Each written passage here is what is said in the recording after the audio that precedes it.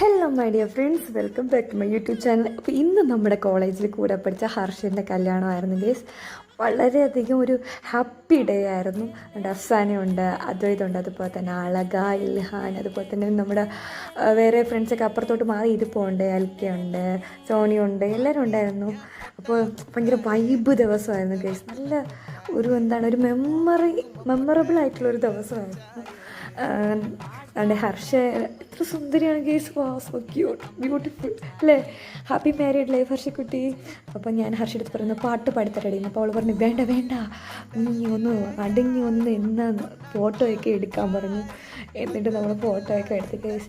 അപ്പോൾ എൻ്റെ മിസ്സുമാർ നമ്മുടെ HOD ആണ്, ബയോകെമിസ്ട്രി ഡിപ്പാർട്ട്മെൻറ്റ് HOD, അസിസ്റ്റൻറ്റ് പ്രൊഫസേഴ്സൊക്കെയാണ് ഇവർ.